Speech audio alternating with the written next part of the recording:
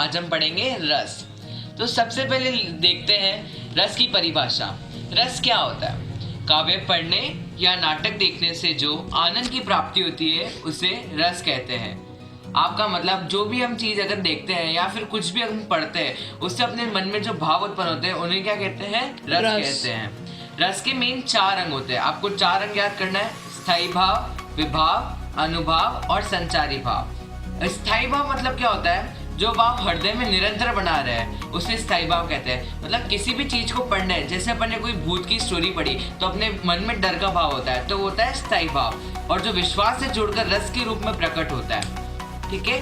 अब आए विभाव। विभाव है भाव के कारण जो विभाव कहते हैं। उस भाव का कोई कारण होता है, कोई उस कारण को अपन कहते हैं विभाव। स्थायी भाव को जागृत और उद्धृत करने वाले भाव विभाव कहलाते हैं, और विभाव जो होते हैं वो हमेशा स्थायी भाव को जागृत करते हैं। यह 2 प्रकार के होते हैं। हमेशा विभाव के 2 प्रकार होते हैं। वो क्या क्या होते हैं? आलंबन और उद्दीपन। आलंबन में तो होता है जो स्थायी भाव को जागृत करते हैं। जो स्थायी भाव को जागृत करते हैं वो होते हैं विभाव। ठीक है। और विभाव में आलंबन उसका साथ देते हैं। देन फिर पात्र। उसमें आते हैं सबसे पहले पात्र के मन में भावों को उद्दीपन करते हैं। जो पात्रों के मन के भावों में उद्दीपन करते हैं उसको बोलते हैं उद्दीपन। अब आते हैं अपन अनुभाव पर। आश्रय के शारीरिक विकारों को अनुभाव कहते हैं। कोई भी अपनी शारीरिक बोले तो अपन कुछ भी एक्शन करते हैं, कोई एक्शन, तो उनको कहते हैं अनुभाव। अर्थात आलंबन और उद्दीपन विभाव से उत्पन्न भावों को बाहर प्रकट करने वाली क्रियाएं अनुभाव होती है। जो भी हम एक्शन करते हैं, हमारे जो पढ़ने, अगर हम कोई चीज़ पढ़ते हैं या लिखते हैं, अगर हम उससे कुछ भी करते समय एक्शन होते हैं तो वो होते हैं अनुभाव। संचारी भाव स्थायी भाव का विकास करने के सहायक होते हैं जो अनुकूल परिस्थितियों में घटते बढ़ते रहते हैं। संचारी भाव वो वैसे भाव होते हैं जो हमेशा पढ़ने या फिर कुछ भी चीज़ करने पर हमेशा जो विचार और भाव बढ़ते या चढ़ते रहते हैं। ज़्यादा मतलब ज़्यादा भी हो सकते हैं और कम भी हो सकते हैं।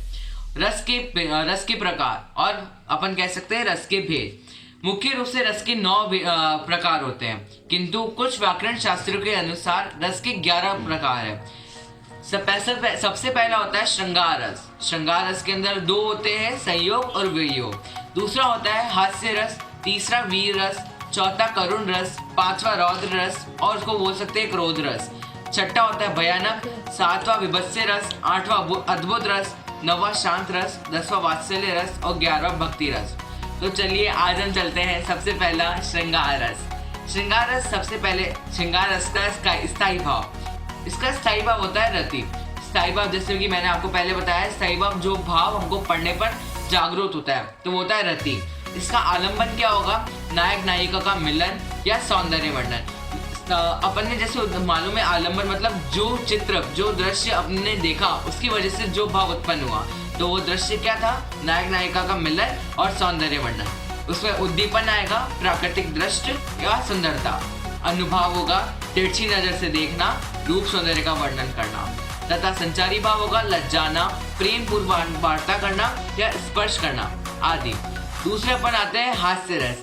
हास्य रस का पहला स्थायी भाव होता है हास्य मतलब हंसी।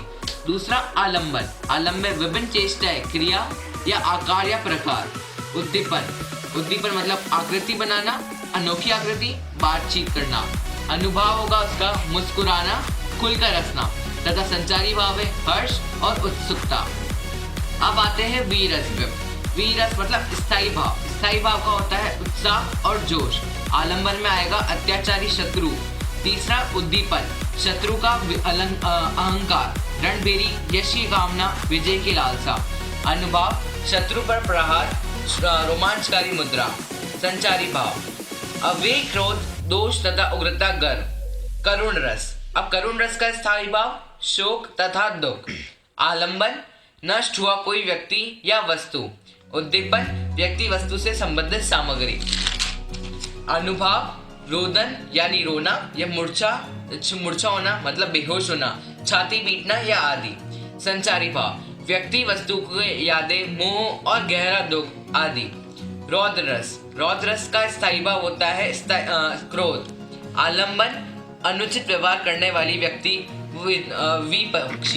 विपक्षी। उद्दीपन, विपक्षी की अनुचित बातें या कार्य। अनुभाव, दांत पीसना, मुंह लाल होना, गरजाना, शारीरिक कंपन या आदि। संचारी भाव में आते हैं इसमें उग्रता और आवेश। भयानक रस का स्थायी भाव होगा भय।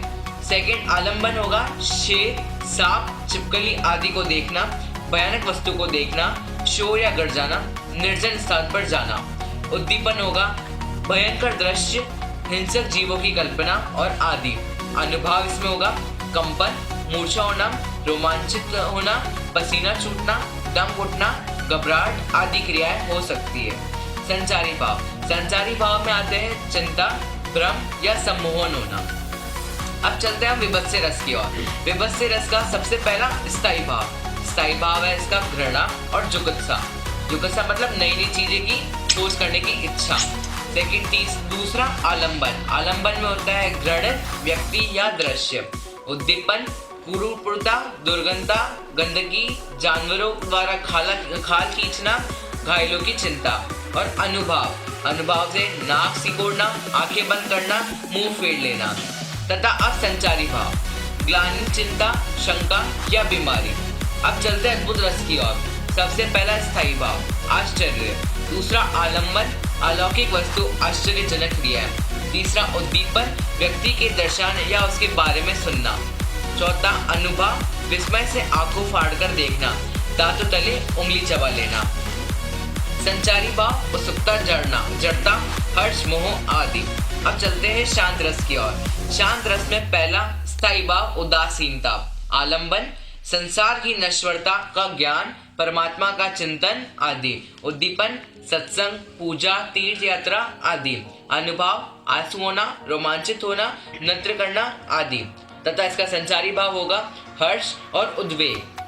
अब चलते हैं वात्सल्य रस की ओर। वात्सल्य रस का पहला है स्थायी भाव स्नेह या ममता।